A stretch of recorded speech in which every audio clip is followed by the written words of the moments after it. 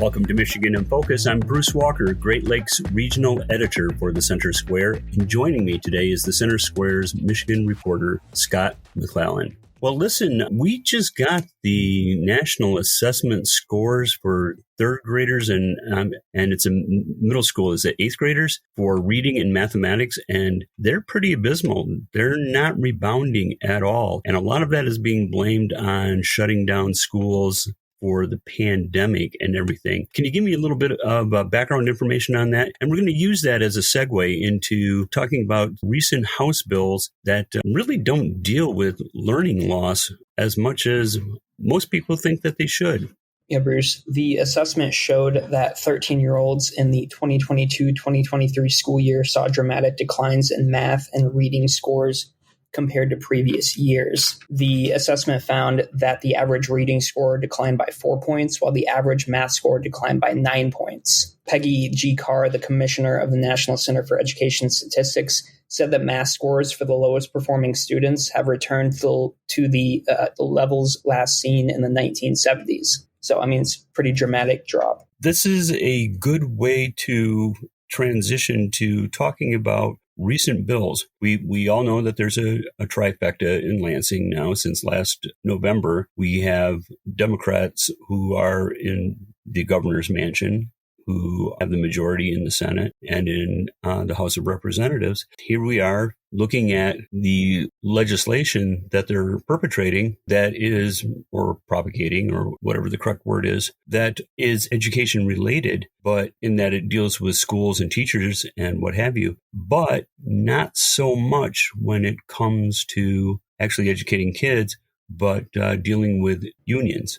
The bills mainly deal with collective bargaining and the school district's relationship with employees and unions. So House Bill 4357 aims to allow school districts to deduct union dues from teacher salaries. Automatically? Yeah, so you wouldn't even see it. So it'd be a lot like taxes.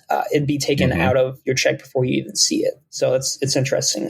Another bill, House Bill 4354, aims to expand bargaining rights for public school employees to include performance evaluations, merit pay, layoffs and hiring, placements, discipline, and classroom evaluations. Okay, and there's a couple more in the package that you wrote about. One aims to repeal the requirement that wages and benefit levels be frozen during contract negotiations. And what does that really mean? If your contract is up during a year where the contract is being negotiated, in the past, your benefits and salaries would be frozen, so you could not get a pay raise during contract negotiations. If this bill were signed into law, then that would be no more. So even if your contract was up for negotiations, it wouldn't necessarily be frozen. So it's just a help to unions. The union employees, sure. But wait, there's more. What else do we have here? House Bill 4356 aims to remove restrictions on collective bargaining negotiations between schools and employees for non-instructional support.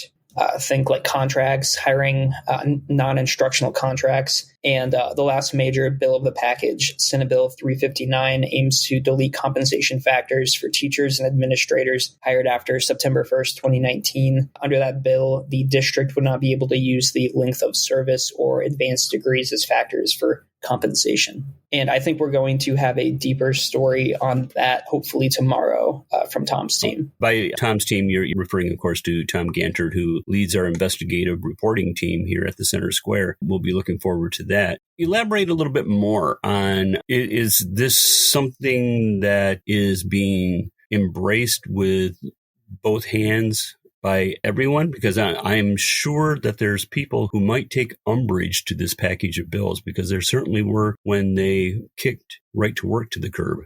Yeah, some groups welcomed it. Others said it would be a bad thing for Michigan's education. Great Lakes Education Project Director Beth DeShone said that the bill package would allow labor unions and not school leaders to determine partnering teachers with students. DeShone said, Michigan students are in crisis, and House Bill 4354 will only make it worse. Our kids are reeling from learning losses ushered in by Governor Whitmer's COVID orders that closed schools. Now, the same politicians who locked them out of their classrooms are pushing legislation to hurt our state's most effective teachers and to reward union officials who fund their campaigns.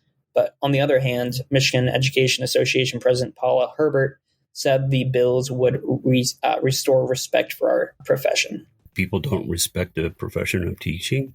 I think everybody recognizes that there's someone in their past who was a great teacher that had a remarkable impact on your learning curve. Anyway, Scott, do you have anything else to add to this story? The state Senate is expected to vote on the bill package next week. We'll see if that actually happens. Okay. Well, thank you, Scott. Listeners can keep up with this story and more at thecentersquare.com. I'm Bruce Walker, Great Lakes Regional Editor for the Center Square. Please subscribe, and thank you so much for listening.